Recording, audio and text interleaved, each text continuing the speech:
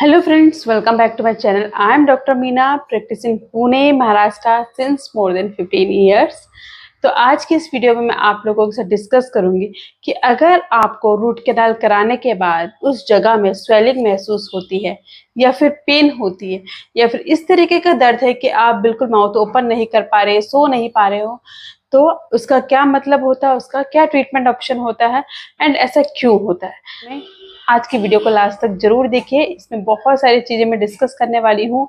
And अगर आपके मन में ऐसा कुछ क्वेश्चन है कि मैंने रूट कैनाल कराया था कुछ साल पहले एंड उसके बाद अभी स्वेलिंग आ गई है, तो उसका क्या रीज़न हो सकता है। सो वीडियो स्टार्ट करने से पहले अगर आप चैनल में नए हैं तो इसको लाइक शेयर एंड सब्सक्राइब जरूर करिए and hit the bell icon ताकि मेरी आने वाली हर लेटेस्ट वीडियो का अपडेट आपको मिलता रहे। So let's start the video. तो सबसे पहले जानते हैं कि रूट कैनाल कराने का क्या मेन रीज़न होता है, क्यों डेंटिस्ट रिकमेंड करते हैं रूट कैनाल के लिए। तो जैसे कि आपने कई बार नोटिस किया होगा या बहुत सारों ने रूट कैनाल कराया होगा, तो उनको सड़न हो गई है एंड वो दांत का इन्फेक्शन इतना ज़्यादा है कि उसकी नस तक चला गया एंड उस टाइम पे पेशेंट को पेन होता है, स्वेलिंग हो गई है एंड कई बार इतना पेन होता है कि पेशेंट को मोस्टली नाइट में ही पेन होता है। तो इन तरीके का पेन होता है तो डेंटिस्ट मोस्टली रिकमेंड करते हैं कि रूट कैनाल कराना पड़ेगा। आप जानते हैं कि रूट कैनाल जब करते हैं तो जितना भी इन्फेक्शन होता है दांत की रूट्स में वो सारे रिमूव करके उसके अंदर फिलिंग मटीरियल डाल देते हैं। लेकिन अगर आपने एक बार रूट कैनाल करा दिया है एंड अगर दोबारा से आपको पेन हो रहा है तो उसका क्या रीज़न होता है।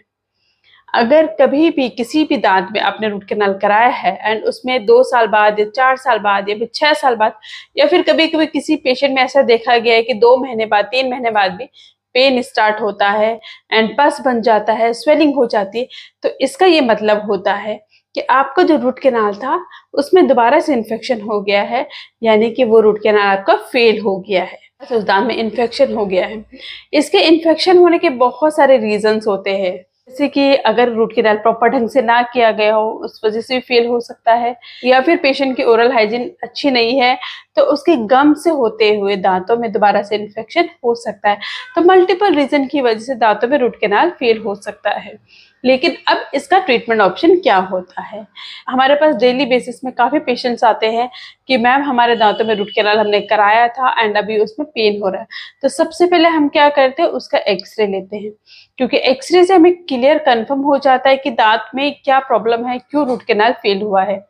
कई बार ऐसा देखने को मिलता है कि उन्होंने जहाँ से कराया था वहाँ पे फिलिंग अच्छे से नहीं किया है या फिर दांत में अच्छे से क्लीन नहीं किया है, तो इस वजह से रूट कैनाल फेल हो गया।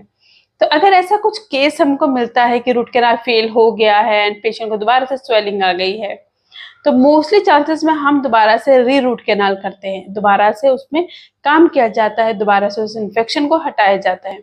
तो इस प्रोसेस में जैसे रूट कैनाल होता है सेम वही प्रोसेस है, बट इसको रिपीट करना पड़ता है। इसमें जो अंदर का ओल्ड फिलिंग मटेरियल होता है उसको हम पहले रिमूव कर देते हैं एंड उसके बाद दांत को अच्छे से क्लीन करके उसके बाद उसमें फिलिंग मटेरियल डालते हैं। मैं इस वीडियो के जरिए सभी से यही रिक्वेस्ट करूंगी कि आप कभी भी किसी डेंटिस्ट के पास जाए तो उसके पास डेंटिस्ट का एक्सपीरियंस बहुत मैटर करता है कि कितने साल का उनका एक्सपीरियंस है एंड उनकी क्या स्पेसिफिकेशन है। एक्सपीरियंस डॉक्टर है तो उनका हाथ थोड़ा ज़्यादा क्लीन होता है, इजीली से आपका ट्रीटमेंट अच्छे से हो जाता है। तो आई होप आपको समझ में आ गया होगा कि अगर आपके दांतों में दोबारा इन्फेक्शन हो गया है तो उसका क्या रीज़न होता है एंड उसका ट्रीटमेंट ऑप्शन क्या होता है। But if you still have any doubt you can write me in the comment box. So thank you so much for watching my video.